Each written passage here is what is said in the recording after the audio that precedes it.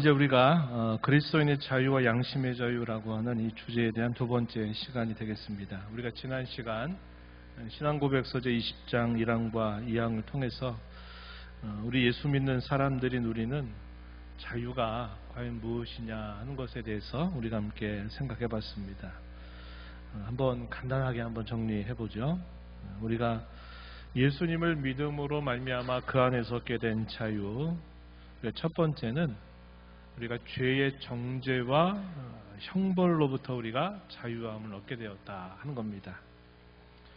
공의로우신 하나님이 모든 것을 심판하시게 되는 그 심판대 앞에 우리는 그 심판대에서 벗어날 수 있는 그런 자유를 얻게 되었다 하는 것이고, 역시 이어지는 내용인데 그 심판의 끝으로 사망의 권세 아래로부터 우리가 자유함을 얻게 되었다 하는 겁니다. 그래서 사망과 죽음의 권세가 우리를 해칠 수 없게 되는 그런 자유를 얻게 되었다. 세 번째, 우리가 하나님의 보호자 앞으로 하나님의 자녀됨을 가지고 당당히 나아가서 하나님께 은혜를 구할 수 있는 그런 놀라운 자격을 얻게 되었다. 이것도 역시 우리가 예수님 안에서 얻게 된 놀라운 자유를 말합니다. 마지막으로 한 가지 우리가 더 여기서 생각할 것은, 세상의 어떠한 권세와 세상의 어떤 위협과 협박과 공갈과 달콤한 유혹이 있다 할지라도 우리는 이 세상 가운데서 오직 진리를 행할 수 있는 자유를 얻게 됐다. 누구도 이 자유를 침해할 수 없다. 이걸 우리가 양심의 자유라고 부르는 것입니다. 그래서 이 자유가 대단히 중요하다는 사실을 우리가 지난 마지막 시간에 살펴봤어요. 이것이 여러분들이 얼마나 이 사실에 대해서 깊이 이것을 경험하고 감사하고 감격해야 하는지는 모르겠지만, 우리가 예수님 안에서 얻게 된 이 자유의 놀라운 면들은 이와 같은 것들이다 하는 것입니다. 부디 바라기는 이 땅에 사는 동안 여러분들, 저와 여러분 모두가 이러한 자유를 많이 누리고 이런 자유를 또 전하며 살아가게 되는 복이 있기를 진심으로 바랍니다. 오늘 우리가 이제 두 번째 시간으로 다루는 신앙고백서 3항과 4항의 내용은 이 자유를 우리가 무엇을 위해서 써야 될까 하는 것, 이것이 이제 중요한 오늘 다룬 내용의 핵심이 되겠고, 또 하나는 이러한 자유가 어떠한 경우에 제한될 수 있느냐 하는 것들을 우리가 오늘 살펴보게 됩니다. 그래서 이러한 내용들을 통해서 우리 예수 믿는 사람들이 얻게 된 이 자유, 양심의 자유의 문제를 오늘 마무리 짓도록 하겠습니다. 먼저 신앙고백서 제20장 3항의 내용을 우리가 함께 읽어보겠습니다. 그리스도인의 자유를 핑계대어 어떤 죄를 습관적으로 행하거나 어떤 욕망을 품는 사람은 그것으로서 그리스도인의 자유가 지향하는 목적을 파괴하는데, 그 목적은 우리가 원수들의 지배에서 건짐을 받아 평생토록 주 앞에서 성결과 의로움으로 두려움 없이 주를 섬기려고 합니다. 이 사망의 내용은 하나님께서 우리에게 이토록 고귀한 자유를 주신 목적이 무엇인가에 대해서 우리에게 알려주고 있습니다. 이 내용을 작은 두 가지의 요점으로 정리하면, 첫 번째는 자유를 오용하는 것에 대해서는 옳지 않다는 겁니다. 이 자유를 오용할 수 있는 경우는 크게 두 가지 경우가 될 거예요. 하나는 뭐냐? 방종입니다. 방종. 우리가 신앙세계 바깥에서도 이 자유의 문제를 이야기할 때 내가 누리는 자유가 다른 사람이 누리는 자유를 침해하는 것은 안 된다 하는 것들은 우리가 상식적으로 알고 있는 것입니다. 우리가 이러한 자유를 핑계 삼아서 우리가 우리의 삶이 방종에 빠진다든지 무분별한 삶을 살아간다든지 하는 것은 자유에 대한 오용이다, 잘못된 사용이다 하는 겁니다. 또 하나가 뭐냐면 금욕이라고 하는 겁니다. 금욕. 우리가 그리스도 안에서 분명히 어떤 자유를 얻게 되었는데, 그 자유를 어떤 목적 때문에 그것을 금욕이라고 하는 것, 이런 것들을 통해서 우리가 금하는 것들, 예를 들면 이런 것들이죠. 구약시대에 하나님께서 부정하다라고 말씀하는 것들이 있었고 정하다 말씀하는 것들이 있었는데, 신약시대에 오게 되면 이런 의식법 아래 있었던 것이, 이런 것들이 다 완성이 돼서 폐지되었다, 그렇게 우리가 살펴봤어요. 우리가 지난번에 율법에 대해 살피면서 얘기했는데, 여전히 지금도 먹는 것을 가지고 이것은 먹었으면 안 된다 하는 식으로 우리가 그런 율법의 멍에, 의식법의 멍에로부터 벗어났음에도 불구하고 그것을 하나의 이야기로 굴레를 씌워서 그런 건 먹으면 안 된다 이렇게 한다든지, 또 어떤 경우에는 심지어 이런 경우도 있었다 그러죠. 어떤 색깔의 옷은 입어도 좋지만 어떤 색깔의 옷은 입어서는 안 된다라든지, 그러니까 이상한 것들을 가져와 가지고 그것을 가지고 금하게 만드는 겁니다.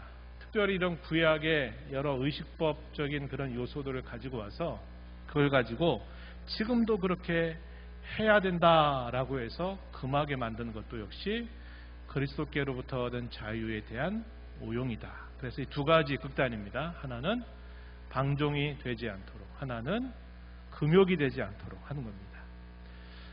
바울 사도가 디모데에게 썼던 편지, 디모데 전후서 내용에도 보면은 이 음식 문제로 인해서 형제를 걸려 넘어지게 하는 일들도 있었고, 또 그런 문제들 때문에 금하는 일들이 있었어요. 심지어 혼인도 부정한 것처럼 여겨서 혼인조차도 금하도록 하는 이상한 가르침이 있었단 말이죠. 혼인을 금하고 하는 것들, 이런 것들도 결국 잘못된 금욕주의를 말하는 겁니다. 이런 것들도 자유에 대한 하나의 오용이 될 수 있는 거죠. 그리스도께서 저와 여러분에게 주신 자유는 율법의 저주로부터의 해방을 의미하는 것이지, 율법 안에 도덕적인 요구, 예를 들어서 하나님이 이것들은 기뻐하신다고 행하라고 하신 것이라든지, 이것들은 하나님이 행하지 말라고 하신 것들, 이런 도덕적인 요구, 소위 도덕법과 관계된 요구들조차 그것을 벗어나라 하는 의미는 아니다 하는 겁니다. 오히려 강화하는 거죠. 그리스도께서 우리에게 주신 자유를 통해서 우리가 더 이상 죄의 속박과 멍에 아래 우리가 갇히지 않게 하기 위해서 하나님의 뜻을 오히려 적극적으로 행할 것을 우리에게 요구하고 있다 하는 겁니다. 그래서 자유를 핑계 삼아가지고 죄를 짓는다든지, 죄 짓고 나서도 또 우리가 언제든지 용서받는다는 그런 잘못된 오해에서 계속적으로 죄를 범하는 생활을 반복하는 것은 그리스도께서 우리에게 주신 자유를 오용하는 것이 된다 하는 겁니다. 오늘 우리가 읽었던 갈라디아서 5장 13절에서 바울 사도가 이렇게 권면했어요. 형제들아, 너희가 자유를 위하여 부르심을 입었으나 그러나 그 자유로 육체의 기회를 삼지 말고 오직 사랑으로 서로 종노릇하라, 이렇게 말합니다. 여기 육체의 기회를 삼는다, 이게 무슨 말이겠어요? 우리가 그리스도 바깥에 있을 때 범했던 죄된 습성들, 죄된 생각들, 죄된 행위들, 이런 것들을 뭐라고 표현했냐면 육체의 기회라고 말한 겁니다. 육체의 기회로 삼지 말아라, 이렇게 사도가 강력하게 권면하고 있습니다. 요한복음 8장 34절에서 예수님께서도 이런 말씀하셨어요. 진실로 진실로 너희에게 이르노니 죄를 범하는 자마다 죄의 종이다. 이 말은 무슨 말이겠습니까? 죄를 범해서 죄의 종이 되지 말라는 겁니다. 죄를 범하지 말라는 거예요. 이 말은 거룩하고 의로운 삶을 살아라, 하나님의 말씀을 따라서 살아라, 이렇게 얘기하는 겁니다. 그래야 우리가 죄의 종노릇하지 않게 된다 하는 것을 예수님이 말씀해 주신 것입니다. 두 번째 요점은, 그렇다면 이 자유의 목적이 무엇인가? 신앙고백서는 한 가지로 설명해요. 그게 뭐냐면 하나님을 섬기려 합니다, 이렇게 말합니다.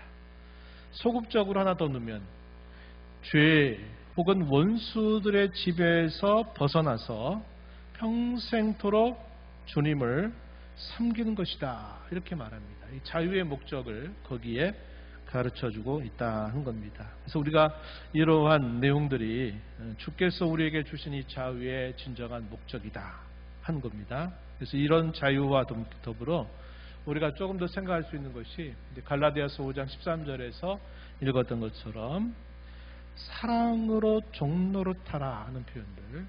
그러니까 자유롭지만 내가 사랑을 위해서 때로 그 자유를 제한할 수도 있어야 된다. 이런 표현들.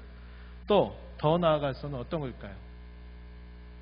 다른 사람의 유익을 위해서 혹은 덕을 세기 위해서 유익을 위해서 이 자유를 제한할 수 있다 하는 것도 성경이 자유를 사용하는 그런 방도로 소개하고 있는 부분이 되는 겁니다. 특별히 여기 마지막 표현, 주 앞에서 성결과 의로움으로 두려움 없이 주를 섬기려고 합니다 라고 하는 이 말은 누가복음 1장 74절 75절에 있는 말씀을 거의 그대로 가져와서 고백문으로 표현한 것입니다. 누가복음 1장 74절 75절 함께 읽어보겠습니다. 우리가 원수의 손에서 건지심을 받고 종신토록 주의 앞에서 성결과 의로 두려움이 없이 섬기게 하리라 하셨도다. 이렇게 말합니다. 우리가 성경 읽으면서 자주 깨닫는 이치가 있죠. 우리가 하나님을 이렇게 섬기는 것은 목적이지 그것이 하나의 수단으로 전락되면 안 된다. 하나님을 섬겨서 뭐 하려고 했더니 하나님 섬겨서 내가 복받고 건강하고 잘되고 영원한 생명 얻기 위해서 하나님을 섬긴다. 이 말에는 일면 진리가 있긴 하지만 그러나 엄밀하게 말하면 그 말은 틀린 말입니다. 목적이 뭘까요? 하나님을 섬기는 것이 수단이 되고 다른 목적을 내가 바라는 것은 우리의 신앙이 아직 올바른 방향, 올바른 궤도 위에 진입하지 못했다는 거예요. 우리가 처음에는 그럴 수 있어요. 질병과 사고의 위험, 죽음의 위험이 하나의 시작점이 돼가지고 내가 예수님을 찾고 믿고 하다가 그분을 만나게 되고 그래서 내가 이 죽음의 위험 또 사고의 위험으로부터 내가 예수님을 통해서 내 문제가 해결될 수 있다는 겁니다. 그러나 그건 시작점이 되지 결코 그것이 방향이나 종착점이 되어서는 안 된다 한 겁니다. 우리의 목적이 어디로 궤도를 진입해야 되느냐? 우리가 모든 것들을 수단으로 삼아서 결국은 뭐하도록? 하나님을 참되고 진실하게 섬기도록 이것이 목적이다 하는 겁니다. 그럴 목적으로 우리가 하나님께 예배하기도 하고 때로 기도하기도 하고 찬송하기도 하고 때로 봉사하기도 하고 또 사랑으로 섬기기도 하는 것입니다. 그 목적이 바뀌어서는 결코 안 된다 하는 것을 우리가 잊지 말아야 되겠습니다. 이제 두 번째고 마지막 항인데요. 제 네 번째 항, 마지막 항인데 좀 길어요. 긴데 한번 역시 천천히 무슨 뜻인가 생각하면서 함께 읽어보겠습니다. 하나님께서 정하여 세우신 권세와 그리스도께서 획득하신 자유는 서로 파괴하게 하기 위해서가 아니라 상호간에 서로를 지지하고 보존하게 하기 위해서 하나님께서 의도하신 것이다. 그렇기 때문에 그리스도인의 자유를 핑계대어 국가적인 권세든지 교회적인 권세든지 간에 어떤 합법적인 권세나 그 권세의 합법적인 행사에 대항하는 사람들은 하나님의 명령을 거역하는 것이다. 그리고 그들이 자연의 빛과 상반되든 신앙과 예배와 언행을 불문하고 기독교에 이미 알려진 원리들과 상반되든 경건의 능력과 상반되는 그러한 견해들을 발표하거나 그러한 관행을 지속하는 경우에 또는 그것들의 고유한 본질에서든 그것들을 발표하거나 지속하는 방법에서든 그리스도께서 교회 안에 세우신 외적 평화와 질서에 파괴되는 잘못된 견해들이나 관행들을 발표하거나 지속하는 경우에 그런 사람들은 교회의 치리로도 더구나 국가 통치자의 권세로도 합법적으로 책임을 추궁당할 수 있고 게다가 고소당할 수 있다. 예, 상당히 문장이 길어요. 길죠. 이 부분이 좀 중요한 하나의 논점이 소개되고 있는 부분이기도 합니다. 웨스트민스터 신앙고백서가 1647년 약 한 4년 5년에 걸친 신학자들 또 목회자들이 거의 매일같이 기도하면서 이 고백서를 작성하게 돼요. 이 고백서는 독자적으로 작성된 고백서는 아닙니다. 역사적으로 거슬러 올라가게 되면 사도신경, 예를 들어 사도들의 신앙 고백이 담겨 있다 말하는 이 사도신경, 그리고 그 이후에 소위 범교회적인 그 신조들이 등장하게 돼요. 예를 들어서 니케아 신조, 콘스탄티노플 신조, 칼게돈 신조 등등 이런 신조들이 그 시대마다 신앙의 고백의 형태로 이 신조들이 고백이 되거든요. 고백이 될 때 이걸 우리가 소위 에큐메니칼 신조들이라고 불러요. 그리고 그 이후에 교파들이 중세 이후에 교파들이 막 갈라지기 시작합니다. 그래가지고 우리 장로 교회에 교단도 있고 또 침례교회 교단도 있고 여러 교단들이 생기면서 이 고백서의 내용들의 변화가 생겨요. 근데 우리가 이렇게 믿는 우리 장로 교회의 이런 신조들은 초기에 고백되었던 공통적인 그런 신앙 고백 위에 또 특별하게 종교개혁 시대 때 그 거친 종교개혁을 하면서 고백되었던 소중한 고백서들이 있어요. 예를 들면 우리가 살펴본 바가 있어요. 하이델베르크 요리문답 1563년? 60년? 조금 헷갈리네요. 갑자기. 하이델베르크 요리문답이라든지 또 1617년, 18년에 고백되는 이 도르트 신조 같은 경우는 우리의 이 신앙에 대한 좋은 내용들을 앞서서 잘 보존하고 있는 그런 고백서들입니다. 그래서 이러한 지난 역사 속에서 고백되어 왔던 이런 신조들의 고백을 다 종합을 하고 그러면서 한 4년, 5년 정도의 시간 동안 계속 말씀을 연구하고 지난 모든 고백서들을 검토해서 작성된 것이 이 웨스트민스터 신앙 고백서입니다. 그런데 이것이 미국으로 건너가 가지고 약 1780년대 그때쯤에 미국에서 이 신앙 고백서라는 걸 수정하는 일이 생겨요. 수정하면서 우리가 읽었던 이 사항의 마지막 부분에 약간의 수정이 일어납니다. 오늘 우리가 읽은 이 부분은 1647년에 처음 고백되었던 내용을 그대로 보존하고 있는 것이고 미국에서 수정했던 부분은 여기서 뭘 빼냐면 교회의 7이라고 하는 말은 그대로 살려두고 교회 통치자들의 권세로 한 부분들을 싹 빼버립니다. 빼버려요. 그래가지고 지금 그때 이후로 미국에서 사용하고 있는 이 웨스트민스터 신앙 고백서 안에는 요 세상의 권세를 의해서 합법적으로 책임을 추궁당할 수 있고 게다가 고소당할 수 있다는 것들을 이렇게 생략을 해버린 겁니다. 그래서 이 부분이 상당한 그 역사적인 논쟁이 이후에 있었다 하는 것을 우리가 볼 수 있어요. 우리는 미국의 수정된 고백서가 아니라 우리는 수정되지 않은 처음 이 고백서를 그대로 우리 교단은 받아들이고 우리 한국의 장로교회는 그런 형식을 지금 대부분이 받아들이고 있다는 겁니다. 오늘 우리가 이 20장 사항에서 우리가 생각하는 첫 번째 요점은 뭐냐면 이 자유는 권세와 어떤 관계를 갖느냐 할 때 이 자유와 권세는 서로 보완적인 그런 관계를 가지고 있다 하는 겁니다. 우리의 생각에 자유를 강조하게 되면 어떤 권세라고 하는 것이 제한을 받는 것처럼 보이고 또 반대로 어떤 권세를 크게 행사하게 되면은 결국은 자유가 훼손된다 이런 식의 사고가 우리에게 많거든요. 그렇다면 우리가 이 성경에서 말하는 이 자유 또 이 권세와 그럼 어떤 관계가 있느냐 할 때 이것은 서로 보완적인 관계, 서로 양립하고 있는 그런 관계를 가진다 하는 것이 첫 번째 요점이 되겠습니다. 자유를 말하면 모든 권세로부터의 완전한 독립이라 우리가 생각하기 쉽지만 그것은 역시 잘못된 오해다 한 것입니다.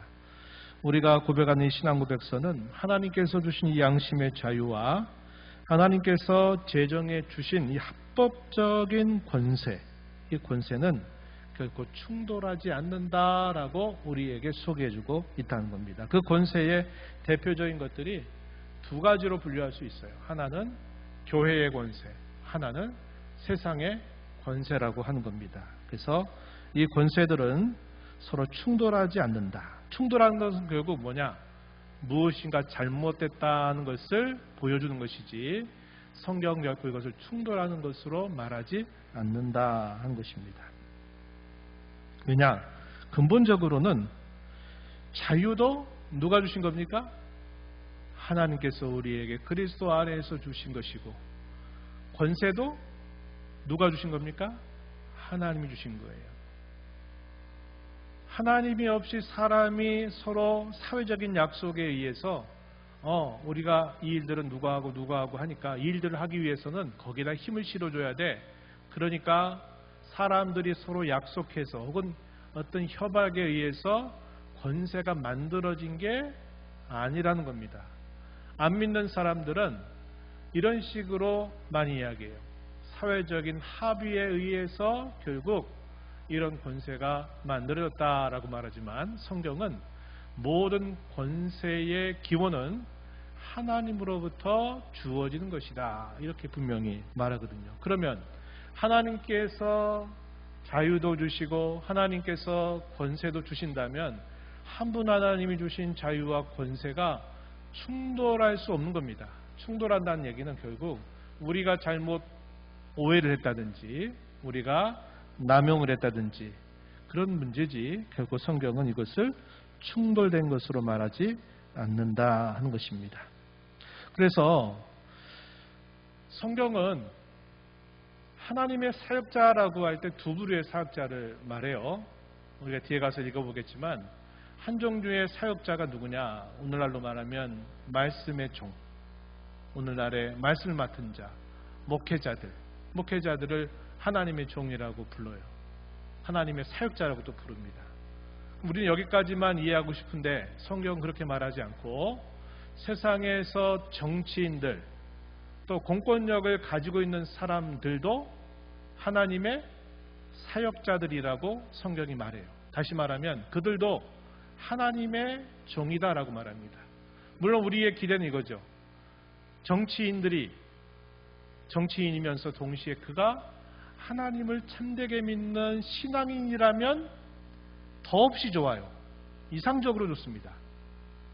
그런데 성경은 그 사람이 하나님을 믿는 것만 아니라 믿지 않아도 그가 어떤 세상의 권력을 맡은 것은 그것조차도 하나님이 그에게 주신 것이다 라고 이야기하는 겁니다. 그래서 성경은 그들을 향해서도 하나님의 종이다 이렇게 말하는 거예요.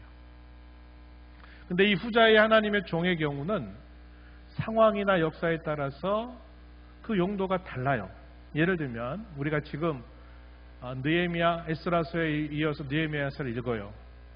고레스 왕의 칙령으로 1차 귀환이 이루어지고 2차 귀환을 이끌었던 에스다도 아닥사스다 왕의 조서를 받아서 예루살렘으로 돌아옵니다. 그럼 3차 귀환을 이끄는 느헤미야는 어떨까요? 느헤미야도 아닥사스다 왕의 허락과 조서를 받아서 예루살렘으로 옵니다. 이럴 때 고레스 왕, 또 아닥사스다 왕, 또 다리오 왕도 그 사이에 있어요. 다리오 왕. 또 다니엘 시대 때 다리오 왕도 있었죠. 또 바벨론의 왕이었던 느부갓네살, 다니엘이 이방 땅에 포로로 갔을 때 그가 궁정에 지휘해서 했을 때 느부갓네살에 대한 이야기 다니엘서에 보면 많이 등장하죠. 느부갓네살의 이런 어떤 조서라든지 말이나 이런 것들을 봐도 어떻습니까? 하나님이 자기 백성을 위해서 하시는 일에 적극적으로 하나님이 선한 도구로 사용하셔서 하나님의 뜻을 이루게 하시는 겁니다. 그래서 이런 경우에는 하나님의 종으로 세움받은 세상의 권세자나 치리자가 좋은 용도로 사용되는 경우가 되는 것이고, 그러나 때로 어떤 경우가 있습니까?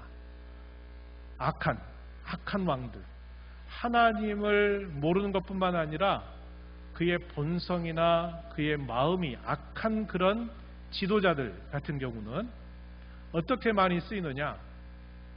악한 도구로 사용이 되는 겁니다. 벌을 주는 도구.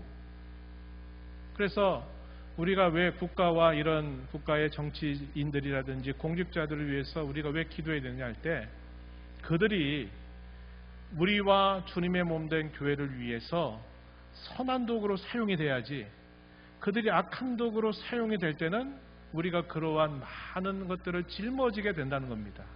그래서 우리가 이런 세상의 권세자들도 하나님의 종으로 여기고, 그들이 하나님을 두려워하는 자들이 되고, 그들이 무엇이 올바르고 잘못된가를 잘 분별해서 의를 행할 수 있는 그런 종들이 되도록 우리가 기도하는 일을 해야 된다 하는 겁니다. 그동안 한국교회는 어떻게 가르쳤느냐? 정치인들 딱 하면 먼저 그 사람 예수 믿냐 안 믿냐 이것만 봐요. 그래서 예수 믿는다 그러면 무조건 찍어줘 이렇게 했어요. 이게 바람직할까요? 바람직하지 않아요. 그런 거 우리 많이 속았습니다. 몰랐을 땐 속았어요. 예수 믿으니까 잘하겠지. 그러니까 어떤 일들을 수행하는 데 있어서 정말 잘한 사람이 있고 조금 못해 더딘 사람이 있을 수는 있어요. 그런데 문제가 뭐냐면 잘하고 못하고의 문제보다 올바르지 않은 일들, 부정한 일들, 비리들 이런 것들을 행한다. 이것은 대단히 하나님의 이름을 욕먹이는 일을 하는 것이거든요. 그들이 하나님 믿는다고 말해요. 그 믿음이 거짓이라고 말하기는 어려워도 하나님을 믿는다는 게 뭔지를 모르는 겁니다. 교회당 안에서는 자신들이 장로가 되고 자신들이 교회 가운데서는 어떤 직분을 맡아서 뭔가 하는 것처럼 보여서 참 사람이 신앙도 좋고 또 정치적인 또 역량도 있어 이렇게 보일지 모르지만, 하나님을 섬긴다고 하는 것이 교회당 안에서의 그의 태도와 그가 세상에서 관직을 맡은, 관직은 옛날 같죠? 어쨌든 높은 지위를 맡은 사람으로서 그가 어떻게 하나님 앞에 국민 앞에 해야 되는가를 모르는 사람이 무조건 믿는다고 뽑아줬다가는 큰코 다치는 겁니다. 이렇게 하면 안 돼요.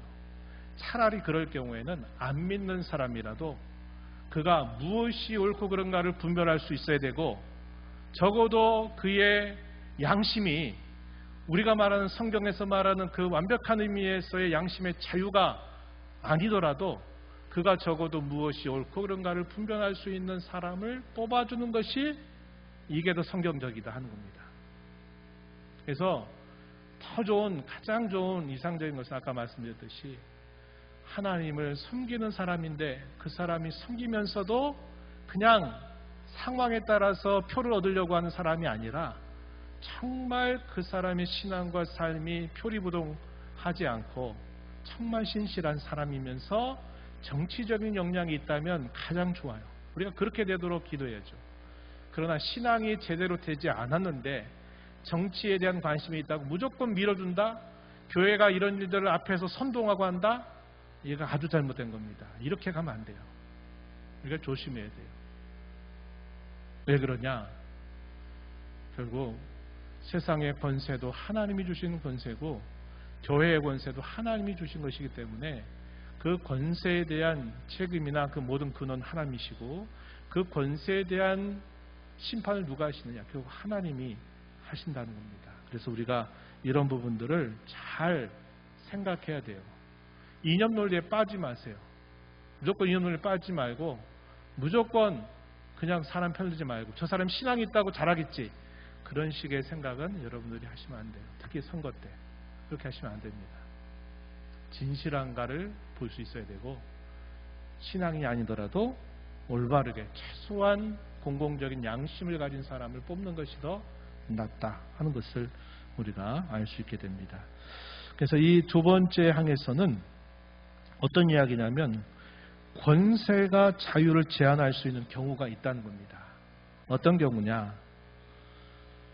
예를 들어서 우리가 자유를 내세워가지고 우리 성경시대 얼마 전에 우리 가정의 달을 하면서 고르반이라고 하는 문제를 한번 주일 오전 시간에 나눈 바가 있어요. 당시 종교 지도자들이 고르반 하면서 선언해가지고 하나님께 바쳤다 이렇게 선언하고 부모에게 공경해야 될 도리를 하지 않고 난 하나님 앞에 이미 바쳤다 그러면서 자기가 사는 동안에는 그 재산 가지고 자기 하고 싶은 대로 다 하면서 그런 악을 행하면서도 겉으로는 하나님께 바쳤다. 이런 식으로 하는 것들은 뭐겠어요? 잘못되고 거짓된 것들을 종교의 이름을 내세우면서 그리스도인의 자유를 말하면서 부모에게 대한 도리를 외면하는 것, 이런 경우가 있을 수 있고요. 양심의 자유를 내세워서 교회 직분에 대해서 혹은 국가의 합법적인 법률과 질서에 대해서 무조건 반항하는 것, 이것은 바람직하지 않다 하는 겁니다. 양심의 자유는 어디에 그 초점이 모아져 있느냐? 교회의 평화와 질서를 잘 보존하는 일에 사용되어야 되는데 양심의 자유를 내세워서 그것을 파괴하는 일이 될 때는 하나님이 주신 권세를 통해서 그 자유를 제한해야 된다는 겁니다. 잘못된 교훈, 이단의 가르침들은 뭐 더더군다나 말할 거 없죠. 그렇죠? 부도덕한 관습, 이런 것들도 마찬가지가 될 것입니다. 교회 이름을 내세워서 국가가 합법적으로 행사하는 권위를 무조건 잘못됐다고 말하는 것도 조심해야 돼요. 코로나 시대 우리 3년 정도 지나봤잖아요. 그때 한국교회에 큰 논란이 뭐였습니까? 왜 세상의 권력이 교회의 권한을 침해하느냐 그러면서 계속 다들 이렇게 우리가 좀 폐쇄 조치에 이렇게 교회들이 하는데 어떤 교회 지도자들은 여전히 다 모여가지고 우리는 이런 세상의 말을 들을 게 아니다 그래가지고 무조건 반대하는 그런 입장을 표명하면서 한국교회가 두 개로 이렇게 갈라졌던 때가 있어요. 그러니까 되게 아주 극단적인 그런 생각을 가진 사람들, 교회와 정치 이런 것들에 대해서 우리 한국 사회는 많은 역사적인 아픔이 있는 나라인데 신앙인이 되면 옛적에 광화문에 나가서 태극기 흔들어야 그게 신앙인 줄 알고 그렇지 않으면 뭐가 잘못된 신앙으로 말하는 것들, 이런 것들도 잘못된 것입니다. 우리 중에 어떤 분들이 그때 그런 얘기 들었다 그러죠. 저도 넘겨드린 거예요. 그 교회 목사는 광화문에 안 나간다 그랬더니 그 교회 목사가 잘못됐구만 그랬다는 거예요. 내가 들으면서 웃었어요. 참. 왜 그럴까요? 잘못 가르쳤기 때문에 그래요. 성경을 잘못 가르치고 목회자들이 성경을 제대로 못 가르치고 모르니까 그런 식으로 가르쳐버린 겁니다. 그러니까 그렇게 해야 그게 신앙인이 하는 것처럼 이렇게 하는 것이 우리 한국교회 참 아픔으로 여전히 남아있는 문제가 되죠. 그래서 오늘 여러분들이 우리가 아무리 그리스도 안에서 얻은 이 자유를 할지라도 합법적인 권세에 대해서 무조건 반대하다든지 또 우리가 마땅히 하나님의 뜻으로 행해야 될 그 말씀들을 이 자유라고 하는 이름으로 제한하게 만드는 경우에는 오히려 반대로 교회의 권세나 세상의 권세가 치리할 수 있다는 겁니다. 치리할 수 있다는 거예요. 그것을 말해주는 것입니다. 첫 번째 구절들, 예를 들어서 요한 2서부터 디모데전서까지의 내용은 교회의 권세로 자유를 제한할 수 있는 경우들에 대한 소개입니다. 한번 보세요. 요한 2서 1장 10절, 11절 말씀에 보면은 누구든지 이 교훈을 가지지 않고 너에게 나아가거든 그를 집에 들이지도 말고 인사도 하지 말라. 그에게 인사하는 자는 그 악한 일에 참여하는 자임이라. 이렇게 말합니다. 사도 요한이 당시에 그리스도의 인성을 부정하는 잘못된 이단들의 가르침을 퍼뜨리는 자들에 대해서 그들을 단호하게 대할 것을 권면하는 말씀이 소개된 겁니다. 이게 뭘까요? 이단의 가르침에 대해서는 우리가 분명히 제한해야 된다는 겁니다. 마태복음 18장 15절로 17절에 있는 내용은 어떤 이야기냐면 교회의 친위 문제를 다룹니다. 교회 신앙고백 공동체 안에서 어떤 범죄 행위가 명백하게 드러났을 때 어떤 절차를 따라서 그 죄를 치리하고 다스려야 되느냐에 대한 아주 중요한 대표적인 구절인데요. 그 사람과만 상대해서 권고해라. 듣지 않으면 한두 사람을 데리고 가서 두세 증인의 입으로 확증해라. 그래도 듣지 않거들랑 그들을 어떻게 하라? 이방인과 세리와 같이 여기라. 이 말은 출교하라 하는 말입니다. 출교 조치까지 할 수 있다는 거예요. 어떤 공공연한 죄에 대해서 그 죄에 대한 문제를 치리하고 다루는 데 있어서 그 문제를 계속 은폐하고 숨기고 잘못 거짓말하고 이렇게 할 경우에는 단계적으로 이것을 다스리는데 최종 단계가 출교라는 겁니다. 이건 그리스도께서 합법적으로 교회에 주신 권위다 하는 것이고, 디모데전서 1장 19절 20절에도 이와 관계된 내용입니다. 후메네오와 알렉산더라고 하는 인물을 주의할 것을 소개하면서 바울 사도가 사탄에게 내주었다 이렇게 말합니다.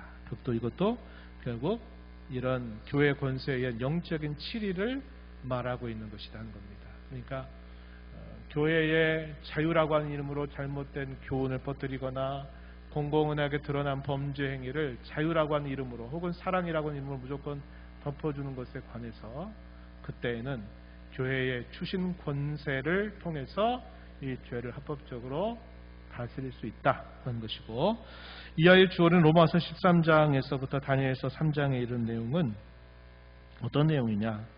때로 세상의 권세로도 자유를 제한할 수도 있다 하는 겁니다.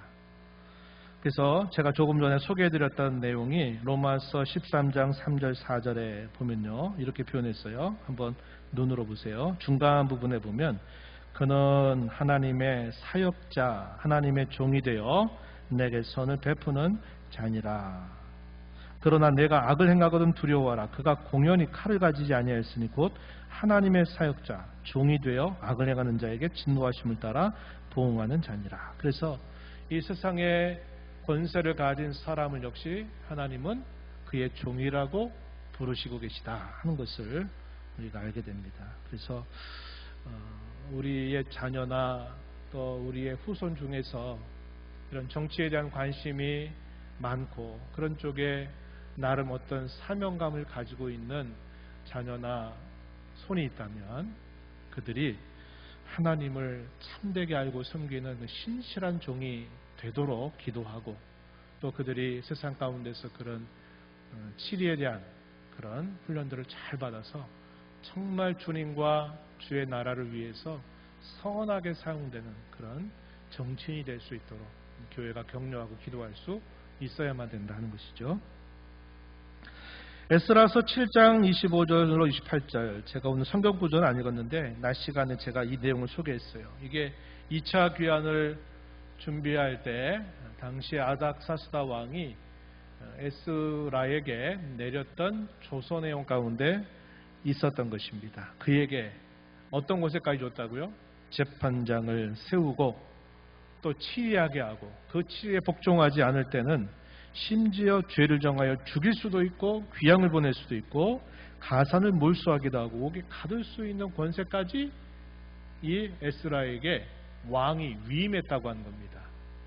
그래서 굉장히 파격적인 조서의 내용이다 그랬고, 느헤미야 같은 경우도 우리가 알 때 느헤미야가 바사 제국에서는 어떤 관직을 수행했던 사람이냐면 술관원장이었어요. 술관원장, 굉장히 높은 직급에 있는 사람입니다. 그죠? 왕의 목숨과 관계된 일을 맡았던 아주 높은 관직에 있었던 사람이에요. 근데 그 사람이 아닥사스다 왕의 조서를 받아서 세 번째 예루살렘으로 귀환할 때 그가 어떤 직책으로 오느냐? 총독이라고 하는 직책을 가지고 옵니다. 그래서 우리가 느헤미야 총독 이렇게 말해요. 물론 스룹바벨 같은 경우도 우리가 스룹바벨 총독이라고 말해요. 정치적인 힘을 가지고 있는, 권력을 가지고 있는 그런 상태로 예루살렘에 와서 예루살렘에 무너졌던 그 성벽을 재건하는 일들을 이 느헤미야가 이끌어간 겁니다. 요즘에 우리가 새벽에 읽고 있는 이 느헤미야 이야기가 바로 그 이야기예요. 그때 이 느헤미야가 가진 권세는 그런 세상에서 얻은 그런 권세를 가지고서 하나님의 백성들을 올바르게 잘 지도하고 치리하는 역할들을 감당했다는 것을 보여주죠. 그 유명한 다니엘 이야기, 다니엘서 3장 29절에 왕이 다니엘과 그의 친구들의 모습을 보면서 조서를 내렸어요. 그 조서의 내용이 얼마나 멋진 내용인가 우리 잘 아는 이야기가 될 겁니다. 뭐라고 말하냐면, 내가 이제 조서를 내리노니 이 각 백성과 각 나라와 각 언어를 말하는 자가 모두 사드락과 메삭과 아벳느고의 하나님께 경솔히 말하거든 그 몸을 쪼개고 그 집을 거름터로 삼을지니 이는 이같이 사람을 구원할 다른 신이 없음이니라. 이런 멋진 이런 조서의 내용이 이방의 군주의 입으로부터 나왔는데 다니엘과 그의 친구들의 신앙 때문에 이런 일이 있었다는 거죠. 이것도 역시 이방의 군주가 하나님의 이름을 높이고 하나님을 거역하는 자들에 대해서 아주 무서운 벌을 부과하는 그런 권세를 사용한 것을 보게 됩니다. 이제 오늘 내용을 정리해 볼게요. 그리스도인의 자유는 결코 죄를 짓는 자유가 되어서는 안 된다. 육체의 정욕을 채우기 위한 구실로 사용될 수 없다. 그리스도인의 자유를 지향하는 궁극적인 목적은 하나님을 참되게 섬기는 데 있다. 여기에 덧붙여 우리가 사랑으로 종로를 타는 일이나 덕을 세우고 유익을 끼치는 일을 위해서 자유를 사용해야 된다. 또 하나님께서 교회든 국가든 합법적인 권위를 주신 것과 그리스도 안에서 주신 이 자유는 결코 충돌되지 않는다 하는 것이고, 자유를 명분 삼아서 이런 합법적인 권세를 거역하거나 혹은 부모에 대한 것이든 교회 직분자에 대한 것이든 그 어떤 것이든 자유를 빌미 삼아서 그들이 잘못된 일을 할 때는 반드시 치리로서 그들을 다스릴 수 있다 하는 것입니다. 또 어떤 경우에 매우 특수한 경우라 할지라도 세상의 권세조차도 어떤 경우는 자유를 제한할 수도 있다. 이게 이제 오늘 우리가 다룬 내용의 전체적인 내용이 됩니다. 오늘 우리가 이 말씀을 통해서 저와 여러분이 그리스도 안에서 얻은 이 자유를 분명히 알고 이 자유를 어떤 목적으로 사용하고 이 자유를 무엇을 위해서 제한할 수 있는지를 잘 아는 자로 이 자유를 마음껏 누리고 또 전하는 저와 여러분이 되기를 바랍니다. 하나님 아버지, 두어 차례에 거쳐서 그리스도인의 자유와 양심의 자유에 관한 이 소중한 문제를 저희가 살펴보게 하심을 감사합니다. 그리스도를 통해서 얻은 이 자유가 얼마나 풍성하고 얼마나 깊고 얼마나 넓은가를 저희로 잘 깨달아 알게 하셔서 이 자유를 통하여 하나님을 기쁨으로 섬겨가게 하시고 이 자유를 통해서 형제를 섬기고 주의 몸된 교회를 유익되게 하는 그런 선한 삶을 살아가는 저희들이 되도록 인도하여 주옵소서. 예수님 이름으로 기도하옵나이다. 아멘.